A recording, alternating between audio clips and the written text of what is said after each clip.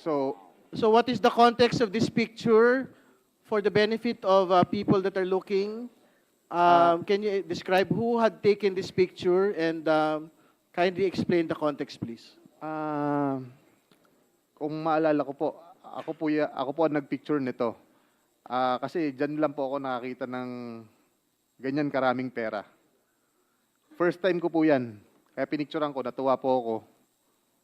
And po, that's for inaayos po ni boss yan. Mr. For- Chair, sino yung taong yun na naka-blue?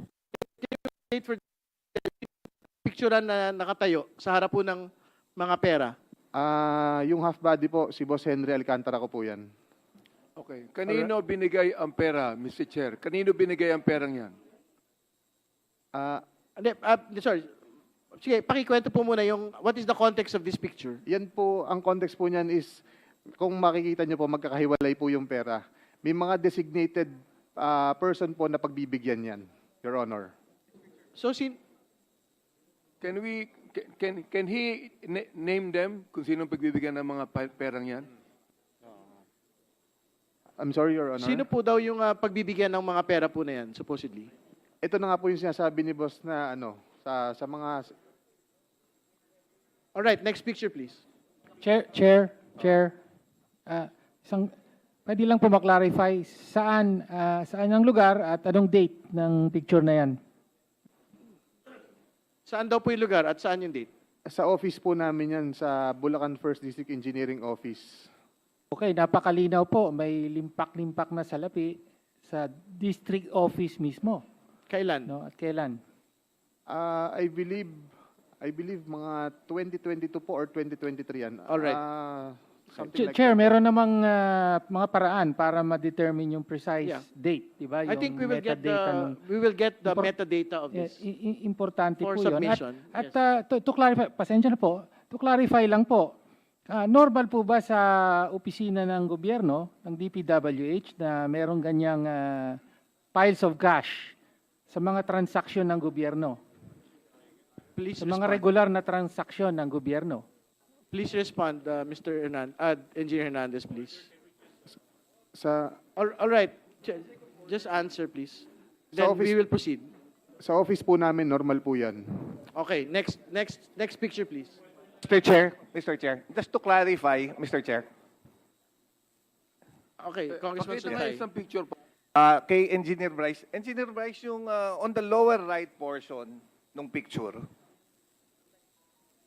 can we go back to the Pakibalik picture? daw po. Yan, may papel, yung bond paper. Opo. Yung bond paper sa may nakasulat. Yan. Opo. Ano yan? Rundown ng project ba yan? Yes, Your Honor.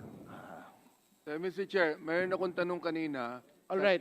Sinabi niya, Next picture, please. sinabi niya na mayroong nakatoka Next na tatanggap niyan. Gusto kong malaman kung sino ang mga taong dapat tumanggap niyan. Alam niya eh.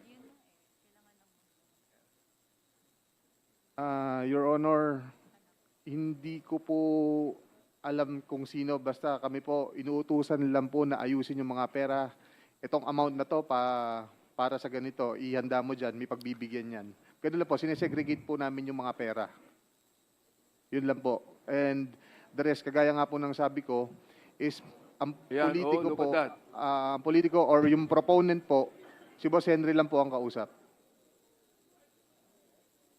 Okay, Ano next yan? picture. Mr. Chair, para ba yan sa project? Next picture. Can we explain? Mr. Chair, Well, para Congressman ba yan sa Abante. project o sa tao?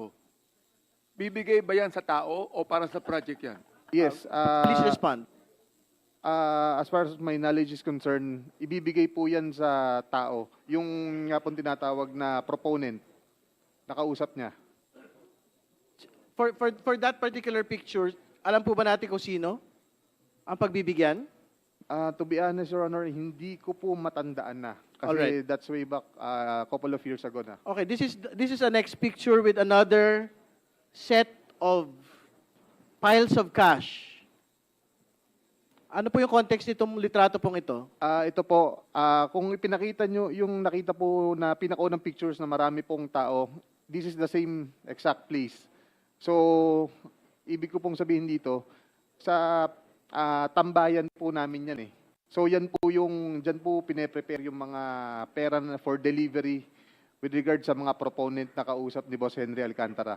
Ano po yung ibig sabihin ng tambayan? Is this within the building of Bulacan First or is it a different area? No, private resident po siya na nilagyan po ng bilyaran na para weekend hangout after office hours, ganun po. Within the vicinity of the of our office. Sino po yung rinenta ba yan o binili o merong may-ari niyan? Yes po, meron pong alam ko po kaibigan po ni Boss Henry Alcantara ang may-ari niyan. Alright. Pero hindi po, first, to be clear, hindi po ito sa building ng Bulacan First. Yes po, hindi po yan sa building ng DPWH. At hindi naman din ho si D. Alcantara ang may-ari, ibang tao. Hindi po, Chair. hindi po si Boss Henry. Alright. Mr. Chair, gusto Congressman ko Benedict. tanungin si Engineer Alcantara tungkol sa mga bagay na yan, kung ina-accept niya o dinideny niya. Sapagkat kanina, marami siyang sinabing kasinungalingan eh. Engineer Sige, Alcantara, patapusin mo na daw yung mga litrato. tapusin mo. Thank you for watching. Don't forget to like, share and subscribe for the latest hot news of the press.